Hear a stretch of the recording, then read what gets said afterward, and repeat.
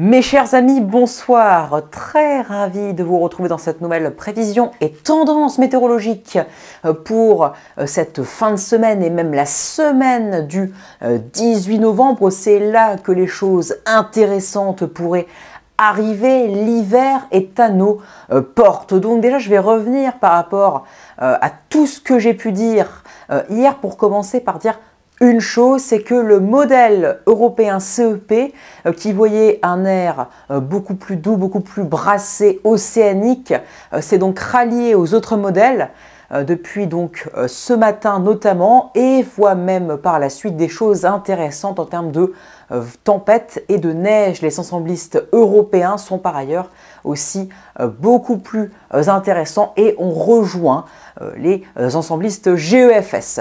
Donc CEP, ça n'est plus un problème, il est enfin rallié. Donc on peut déjà confirmer ce soir la première descente polaire d'ici le 17 donc le 17 novembre environ, donc d'ici le week-end prochain, dimanche prochain, avec donc un flux qui va virer au secteur nord-nord-ouest. J'utilise donc GFS ce soir. Je vais donc montrer trois cartes ce soir. Ce sera donc la carte où l'air polaire déboule. Donc là, la carte derrière moi. La carte ensuite avec la potentielle dépression tempête polaire en fait limite parce qu'elle va se creuser, on va en reparler, mais elle pourrait se creuser donc dans l'air polaire concrètement, hein. Ce ne sera pas une dépression venant de Terre-Neuve, donc venant du zonal, ce sera une dépression clairement polaire qui pourrait se creuser avec l'air polaire. Et ensuite, on va donc aborder les potentiels de conflits donc neigeux. À noter que là, à l'heure où je vous parle, j'ai donc regardé uniquement le run GFS 6Z. Donc, si jamais je vous montre le run GFS 12Z, parce que d'ici au moment où le point sera en ligne, ce sera le GFS 12Z qui sera actualisé. Donc, s'il y a des petites différences entre les deux, c'est parfaitement normal. N'ayez crainte, hein, c'est parce qu'on n'a pas vu exactement le même run, même si j'ai vu le tout début et visiblement ça a l'air d'être plutôt similaire, mais bon, voilà, on en reparle donc tout de suite. Alors, GFS, qu'est-ce qu'il nous voit? C'est donc voilà, cette descente polaire avec une belle dorsale déjà qui donc s'étire bien jusqu'en Islande, jusque sur le sud du Groenland, voilà une belle dorsale, et donc un air polaire qui en profite pour bien débouler jusque sur la France en l'occurrence, en flux de nord, puis ensuite en flux de nord-nord-ouest, hein, autrement dit, carrément.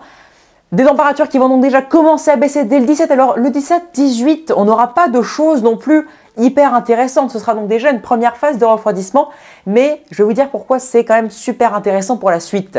Parce qu'en fait, on se dit pourquoi CEP, même si à la base il était très différent, ne voyant pas de descente polaire, ne voyant pas de refroidissement en flux de nord, pourquoi en fait ça change quelque chose pour la suite? Parce que c'est la suite qui est intéressante. Eh bien, c'est une très bonne question, mais donc je vais y répondre parce que en voyant l'air froid à nos portes, c'est-à-dire jusque sur l'Angleterre et non pas sur la France, ça détermine tout ensuite. Ça détermine que après, par exemple, la tempête polaire, elle ira sur l'Angleterre parce que l'air polaire est sur l'Angleterre. Ça déterminera ensuite les conflits. Les conflits, ensuite, ils iront en Angleterre.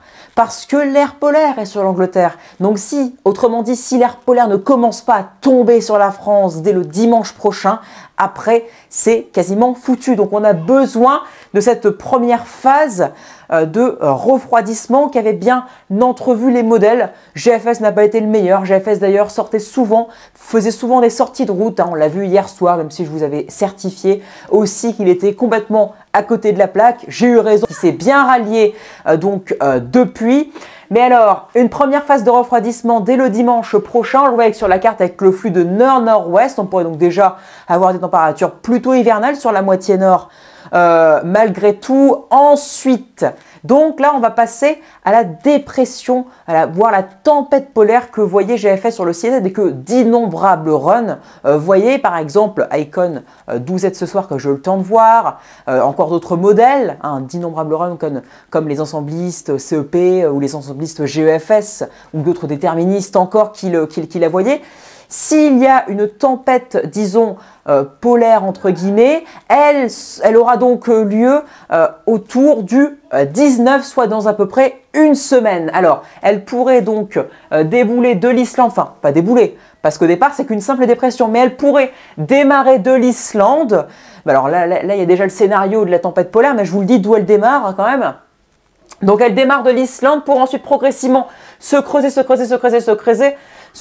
pour ensuite se stabiliser. Alors, pas en termes de creusement, mais en termes de trajectoire. Se stabiliser vers le Royaume-Uni, mais en étant, alors son creusement n'est pas défini, mais suffisamment creuse pour donner sur, disons, une petite majorité des runs, une tempête. Alors au départ, cette dépression plutôt tempétueuse, cette dépression polaire tempétueuse était vue par certains un peu plus au sud. À noter que sur les ensemblistes GEFS de ce midi, on avait donc quand même 20% des runs voyant une dépression suffisamment peu creuse pour donner même un premier conflit neigeux sur les régions les plus au nord du pays en l'occurrence. Mais donc la majorité des runs, c'est une tempête polaire. Après, il y a encore cette petite incertitude malgré tout. Mais j'ai envie de dire, même s'il y a de plus en plus de runs sur les ensemblistes voyant cette possibilité, il y a quand même de grandes chances que ça finisse en tempête, donc avec un cœur dépressionnaire sur le Royaume-Uni, véhiculant donc un flux d'ouest voire nord-ouest sur la France. Mais si le cœur dépressionnaire, donc si la dépression est suffisamment creuse, il est même possible qu'à l'arrière, ça veut dire que ça aspire suffisamment l'air froid pour donner les premiers flocons jusqu'en plaine. Mais ce qui nous intéresse, entre guillemets, donc non pas pour le risque tempétueux, même si le risque tempétueux est par ailleurs très intéressant, beaucoup sont passionnés dont moi, il y a le risque de neige en plaine. Enfin, c'est pas un risque, c'est un potentiel encore à cette échéance. C'est que si tout se confirme, c'est-à-dire si la dépression polaire ou peu importe si c'est une tempête ou pas, passe donc bien sur le Royaume-Uni, donc nous véhiculons à l'arrière un refroidissement, donc suffisamment prononcé jusque sur la France. Ensuite, donc, lorsque ça se coupera sur l'Atlantique, parce que là on va passer à la troisième carte, là ça se coupe sur l'Atlantique, c'est-à-dire après, autour de 9 jours, il y a donc une coupure de l'anticyclone, c'est-à-dire que l'air océanique va potentiellement se confronter avec l'air polaire et ça aura lieu avec même un potentiel de conflit neigeux. Pourquoi? Parce que ça se coupe sur l'Atlantique et ça laisse des dépressions passer. Et sur GFS, donc on va aller directement à la carte, c'est que il voit un conflit neigeux sur la France. Donc je vais vous dire comment ça se passe. La dépression, au départ, elle n'est pas creuse, elle est à 995 hectopascales. Mais ensuite, progressivement, en se ralliant, en s'accrochant, l'air polaire et cette dépression sont aimantées. Donc ça va donc la faire remonter plus au nord progressivement, à force qu'elle se creuse, et la faire creuser en dépression tempétueuse. Alors, il faut savoir que sur GFS, le conflit est décalé sud parce que la tempête est moins creuse, même si ça finit en une très forte tempête, avec des pressions à l'intérieur du cœur dépressionnaire, donc des pressions au cœur dépressionnaire qui sont malgré tout extrêmement basses. On parle d'un 960 à 965 hectopascales, mais malgré tout, au départ, elle se creuse moins, donc elle est un peu plus au sud, ce qui fait que là, par exemple, sur la configuration de GFS, on a un conflit neigeux alors sur l'extrême sud de l'Angleterre, mais il suffit que ça décale encore de 100, 200 km plus au sud pour avoir donc un épisode neigeux assez démentiel sur les régions les plus au nord. Donc ça, ce potentiel de conflit, en fait, alors il a un peu tard, il est donc dans à peu près 200 heures, entre 8 et 9 jours, s'il arrive ce sera autour du 21, mais ce potentiel de conflit, qui pour l'instant la date est retenue autour du 21 d'après mon analyse, est loin d'être pris à la légère. Le modèle GEM voit ça. D'innombrables modèles allant jusqu'à cette échéance voient ça. Même le run de contrôle CEP, alors un petit peu en retard, ça arrive le 23 de mémoire pour son run 0Z, le run qui va le plus loin parce que le 6Z va jusqu'à 144 heures. Donc ça arrive le 23, mais il y a quand même un conflit neigeux aussi et sur plus de la moitié des runs GEFS et même une bonne partie des runs de CEP ensemble. Donc ça n'est pas du tout à prendre à la légère. Et pourquoi ce scénario n'est pas un scénario sorti de l'imagination de GFS? Parce que la majorité des modèles voient cette coupure sur l'Atlantique. Même Icon finit par le voir à 180 heures. Donc sur Icon, avec l'air polaire qui est donc sur la France, avec donc cette coupure de l'anticyclone, donc ce ralliement progressif entre les dépressions atlantiques et la masse d'air polaire fera que, oui, du coup, la majorité des modèles verront un conflit. Alors, où aura-t-il lieu? Mais voilà, ça c'est la grande question, mais sachez qu'il y a de grandes, très grandes probabilités qu'il ait lieu. Donc, Après, plus, je vous l'ai dit, plus il se creusera d'ici donc le 21, le 20, 21 environ. Donc ça, la mise en place, elle commencera le 20, mais ça arrivera le 21. C'est vraiment la date moyenne. La date moyenne, d'après mon analyse, ça arrive entre donc, le 20 et le 22, fréquemment. C'est donc le 21 sur la France. Parce que ce qui est dingue aussi, et ce qui montre que le signal, et ce qui montre que cette hypothèse, cette tendance n'est pas du tout à prendre à la légère, c'est qu'en plus, sur la chronologie, les runs sont en accord. GEM, par exemple, un des runs déterministes qui va le plus loin dans l'échéance, jusqu'à 240 heures, voit aussi le 21. Vous voyez? Donc ça commence à devenir quand même sérieux. Il voit quasiment le même emplacement que GFS et à la même chronologie. C'est vous dire à quel point, donc, la descente polaire de base, elle est vue, ça y est, elle se confirme.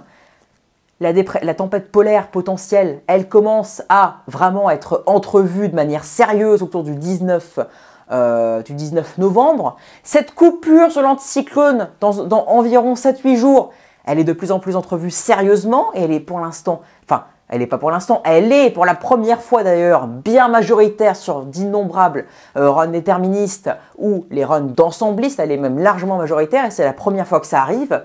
Et donc, l'arrivée de conflits aussi. Le potentiel de conflit, en fait, il a toujours été vu, mais là, le signal augmente. Comme je vous l'ai dit, par rapport à ce qu'on a pu croire hier soir, ça confirme bien ce que je vous ai dit. Un signal, c'est une courbe.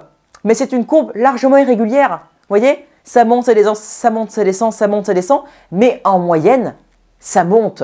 C'est ça. C'est pour ça que je vous ai dit hier que cela ne servait à rien de prendre les runs d'hier soir qui étaient moins bons au pied de la lettre. Parce qu'un signal, ce n'est pas ça. Un signal, c'est la courbe de tendance.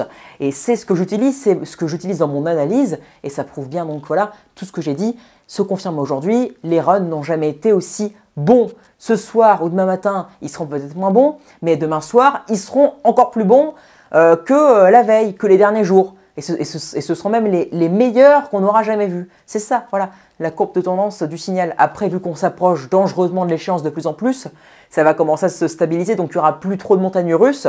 J'espère, plus vite on s'approchera, moins il y aura de montagnes russes, et tant mieux, comme ça on aura moins de frayeur. Mais déjà, voilà, ce potentiel de conflit est largement à prendre au sérieux sur GFS. Ça donne carrément un épisode de neige assez historique. Alors ça, c'est sur le sud de l'Angleterre, mais si décalé de 200 km plus au sud, on aurait un conflit neigeux sur les régions au nord de la dépression, donc les côtes de la Manche, historique. Et là, on parle de cumul de 20 à 30 cm, tandis que pour le sud de la dépression, ce serait une tempête historique. En l'occurrence, ce serait un scénario phénoménal. Après, est-ce que ça aura lieu en une dépression comme celle-ci? Je ne sais pas. Par exemple, GEM, c'est une dépression plutôt classique, mais c'est quand même un conflit neigeux. Voilà, donc son creusement, c'est-à-dire ira-t-elle plus au nord ou plus au sud? On ne sait pas. Et donc le risque de tempête associé, on ne sait pas. Mais ce qui semble être certain, c'est que 100% des runs, et c'est normal, hein, ça aspire l'air froid, voyant une dépression atlantique se confronter à l'air polaire, donc donner un conflit neigeux sur la France autour du 21, sont neigeux au nord de la dépression. Après, le vent sera-t-il trop au nord ou trop au sud sur l'Angleterre ou sur les régions centrales par exemple, ou même sur l'extrême nord? On ne sait pas, mais ce sera largement à affiner. Donc voilà les trois phases que je voulais vous résumer. C'est donc une première descente polaire qui se confirme et donc dont CEP n'a pas du tout su prévoir. Hein, il s'est rallié seulement 90 heures, c'est une honte pour lui. Donc dans 120 heures dès le 17, ça plonge sur la France avec un premier refroidissement, surtout sur la moitié nord du pays. Une potentielle dépression, voire tempête donc polaire qui se créerait, si je puis dire, d'ici 5-6 jours sur l'Islande pour donner une tempête potentielle en France, une tempête polaire potentielle en France d'ici 7-8 jours comme je vous l'ai montré tout à l'heure avec GFS, donc ça c'est autour du 19, dans environ une semaine. Icon, c'est pas une véritable tempête, on n'est pas très loin, il aurait fallu quelque chose de plus vaste et de plus creux, mais on n'en est pas très loin quand même. Et d'ailleurs, son positionnement et son creusement fera que dès qu'elle s'évacuera, elle véhiculera un flux de nord rapidement, plus l'air froid s'engouffrera plus vite, et donc plus il y aura des flocons de neige, les premiers flocons de neige en pleine à l'arrière, ça c'est aussi possible. Et ensuite, la troisième phase, c'est qu'après le passage de la dépression polaire, l'air froid redéboule dès le 20, et ça se coupe au même moment sur l'Atlantique, comme je vous l'ai montré. Voilà, il n'y a plus de dorsale entre l'Atlantique et le Groenland. Donc, il y a des petites dépressions qui ensuite potentiellement vont devenir des monstres, hein, c'est possible, qui viennent de l'Atlantique et qui vont donc se confronter à l'air polaire et qui donneront des conflits neigeux. Après, où ça se passera, dans quelles circonstances, quelle intensité, etc. Ça, c'est encore trop loin, mais malgré tout, l'échéance, elle s'approche progressivement. Voilà. Descente polaire, la première phase, on disait que ça allait être mort, qu'il ne va rien avoir. Ça y est, elle se confirme. Elle se met en place d'ici 100 heures et elle coule, elle atteint donc bien la France d'ici 120 heures. Pour la tempête polaire, c'est à une semaine. Donc d'ici 2-3 jours, on pourra d'ailleurs commencer à la confirmer sérieusement. Et les conflits, c'est dans à peine 9 jours. C'est-à-dire que les premières neiges en plaine pourraient intervenir dès le 21. Alors oui, donc d'après un cinquième ou même un peu plus des scénarios, ça pourrait même arriver dès le 19 ou le 20.